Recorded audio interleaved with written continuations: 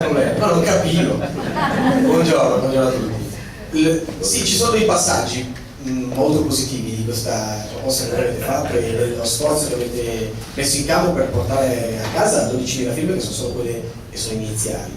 Oltre a questo è il bello di vedere che non solo i parlamentari non me ne vogliate, ma di una certa età portano avanti la lingua piemontese, ma ci sono anche tantissimi giovani che vogliono poter parlare la propria lingua, la lingua dei propri genitori, la lingua dei propri nonni, e che tutti i giorni a casa, io ho due figli, uno di 5 e l'altro di 3 anni e mezzo, e tutti i giorni cerco di parlare a loro in piemontese, cercando di dare degli input, delle parole, in modo che loro rimanga fermo in testa che cos'è la lingua piemontese e che cos'è la lingua dei propri padri. Questo è veramente importante, perché vuol dire che non dimentichiamo quelle che sono le nostre radici.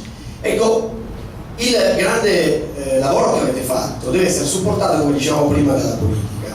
Io sono l'unico membro in commissione cultura piemontese alla Camera dei Deputati e ho provato, perché io ho presentato una proposta di legge il 17 di marzo, poi è stata calendarizzata subito dopo, ma il 17 di marzo è una data storica e io ho voluto proprio quel giorno rivendicare la volontà di portare ai piemontesi, a riportare ai piemontesi la loro dignità di poter parlare la loro lingua. E allora l'ho portato anche in commissione, ne ho parlato, però purtroppo, e questo è quello che dobbiamo fare fin da subito, fare veramente squadra, almeno noi piemontesi, perché tutti gli altri si sono opposti alla mia proposta di legge, si sono opposti dicendo che noi piemontesi siamo razzisti, senza ricordare che ci sono delle lingue minoritarie che sono riconosciute come l'albanese o il ladino, ad esempio. Ecco, allora noi abbiamo semplicemente detto: perché no? Perché non il piemontese, che ha una lingua storica, soprattutto adesso, con il 150esimo, soprattutto adesso, rivendicare quello che è la nostra storia. E come disse anche Napolitano, questo serve per tenere unito un paese, ricordarsi delle proprie lingue, perché invece lasciandole da parte, isolate, rischia di fare figli e figliastri, e questo noi non lo vogliamo.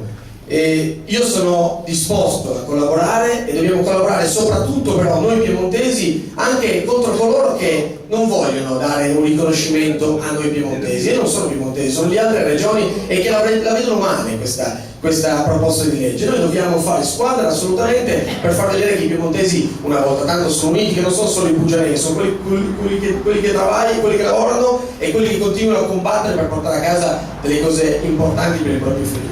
Noi piemontesi credo che ci siamo, e perciò combatteremo tutti quanti affinché la nostra lingua possa tornare a essere regina a casa nostra. Grazie.